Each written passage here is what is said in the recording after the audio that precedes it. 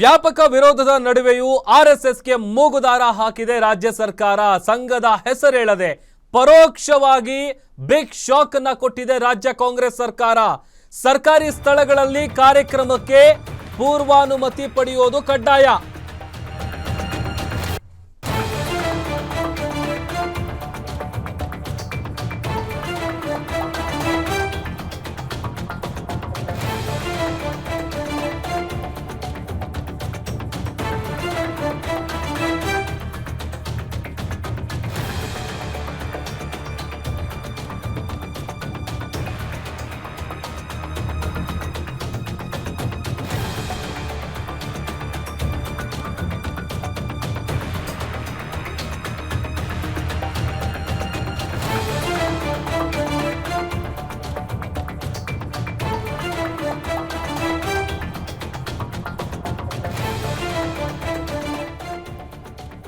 ಬಹಳ ವಿರೋಧದ ನಡುವೆಯೂ ಆರ್ಎಸ್ಎಸ್ಗೆ ಮೂಗುದಾರ ಬಿದ್ದಿದೆ. ಸಂಘದ ಹೆಸರೇಳದೆ ಇಂಡೈರೆಕ್ಟ್ ಆಗಿ ಶಾಕ್ ಕೊಟ್ಟಿದೆ ರಾಜ್ಯ ಕಾಂಗ್ರೆಸ್ ಸರ್ಕಾರ.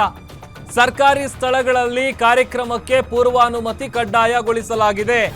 ಪೂರ್ವಾನುಮತಿ ಪಡೆದು ಕಾರ್ಯಕ್ರಮವನ್ನ ನಡೆಸಬೇಕು ಅನ್ನುವಂತಹ ಸೂಚನೆಯನ್ನ ಕೊಡಲಾಗಿದೆ. ಸರ್ಕಾರಿ ಜಾಗದಲ್ಲಿ ಆರ್ಎಸ್ಎಸ್ನ ಬೈಠಕ್ಕು, ಪಥಸಂಚಲನ, ಸಾಂಘಿಕು ಇದ್ಯಾವುದೂ ಕೂಡ ಮಾಡುವಂತಿಲ್ಲ. ತಮಿಳುನಾಡು ಮಾದರಿಯನ್ನ ಕರ್ನಾಟಕ ಸರ್ಕಾರ ಅನುಸರಿಸಿದೆ. ಆರ್ಎಸ್ಎಸ್ನ ಹೆಸರು ಎಲ್ಲೂ ಕೂಡ ಉಲ್ಲೇಖ ಮಾಡಿಲ್ಲ. ಆದೇಶವನ್ನ ನೀಡಿದೆ ರಾಜ್ಯ ಸರ್ಕಾರ. ಖಾಸಗಿ ಸಂಘಟನೆಗಳ ಚಟುವಟಿಕೆಗಳಿಗೆ ನಿರ್ಬಂಧ.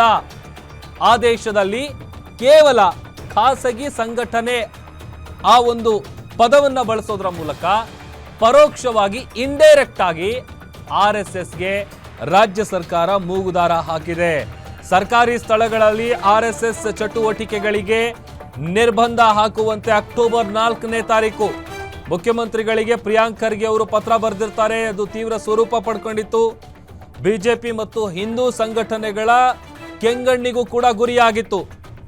ಮತ್ತೊಂದು ಕಡೆ ಪ್ರಿಯಾಂಕ್ ಖರ್ಗೆ ಅವರ ಮನವಿಗೆ ಸರ್ಕಾರ ಸ್ಪಂದಿಸಿದ್ದು ಸಚಿವ ಸಂಪುಟದಲ್ಲಿ ಈ ಬಗ್ಗೆ ಮಹತ್ವದ ತೀರ್ಮಾನವನ್ನ ಕೈಗೊಳ್ಳಲಾಗಿದೆ.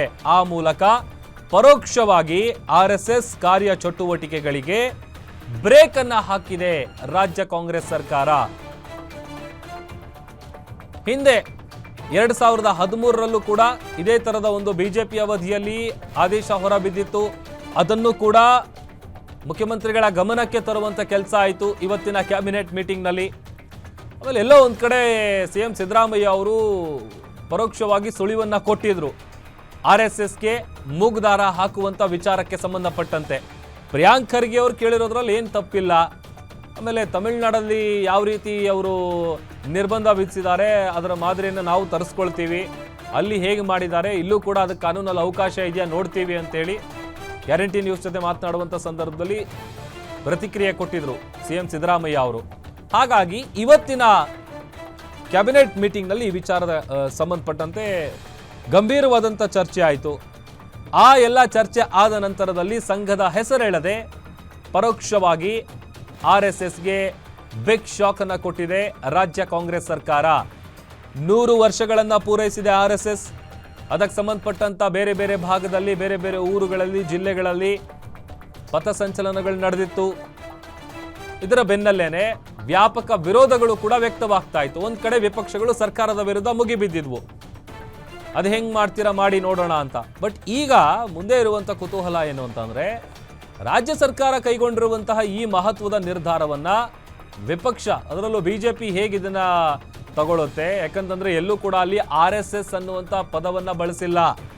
ಗಮನಿಸಬೇಕಾಗಿರುವಂಥ ವಿಚಾರ ಅದು. ಈಗ ಸರ್ಕಾರ ಡೈರೆಕ್ಟ್ ಆಗಿ ಆರ್ಎಸ್ಎಸ್ ಚಟುವಟಿಕೆಗಳಿಗೆ ಪೂರ್ವಾನುಮತಿ ಪಡೆಯೋದು ಕಡ್ಡಾಯ ಅಂತ ಎಲ್ಲೂ ಕೂಡ ಹೇಳಿಲ್ಲ. ಯಾಕಂತಂದ್ರೆ ಆರ್ಎಸ್ಎಸ್ನ ವಿಚಾರನೇ ಅಲ್ಲಿ ಉಲ್ಲೇಖ ಮಾಡಿಲ್ಲ.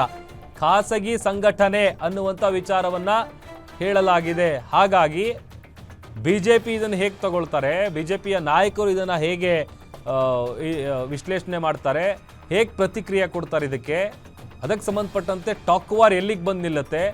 ಕಳೆದ ಕೆಲವು ದಿನಗಳಿಂದಲೂ ಕೂಡ ರಾಜ್ಯ ರಾಜಕಾರಣದಲ್ಲಿ ಆರ್ಎಸ್ಎಸ್ನ ವಿಚಾರ ತೀವ್ರ ಗದ್ದಲವನ್ನು ಉಂಟು ಮಾಡಿತ್ತು.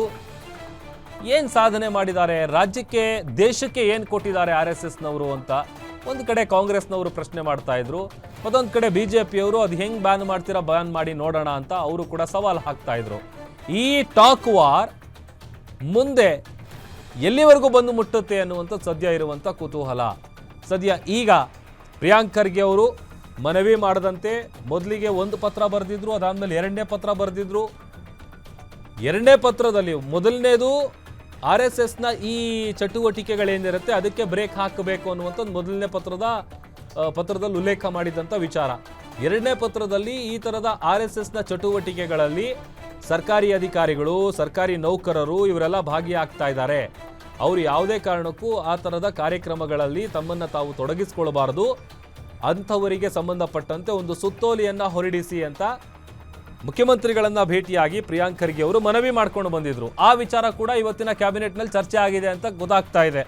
ಬಹುಶಃ ಮುಂದಿನ ದಿನಗಳಲ್ಲಿ ಅದಕ್ಕೆ ಸಂಬಂಧಪಟ್ಟಂತೆ ಏನಾದರೂ ಸುತ್ತೋಲೆ ಕೊಡ್ತಾರಾ ಏನೋ ಹೇಗೋ ಗೊತ್ತಿಲ್ಲ. ಬಟ್ ಆದರೆ ಸದ್ಯಕ್ಕಂತೂ ಪರೋಕ್ಷವಾಗಿ ಇಂಡೈರೆಕ್ಟ್ ಆಗಿ ಖಾಸಗಿ ಸಂಘಟನೆ ಎಂದಷ್ಟೇ ನಿರ್ಧಾರವನ್ನ ಈಗ ಆದೇಶದಲ್ಲಿ ಉಲ್ಲೇಖ ಮಾಡಲಾಗಿದೆ. ಆ ಮೂಲಕ ಬಿಜೆಪಿ ನಾಯಕರು ಇದನ್ನು ಹೇಗೆ ತಗೋತಾರೆ, ಬಿಜೆಪಿ ನಾಯಕರು ಏನು ಮಾಡ್ತಾರೆ ಮುಂದೆ, ಅದು ಸದ್ಯ ಇರುವಂಥ ಕುತೂಹಲ.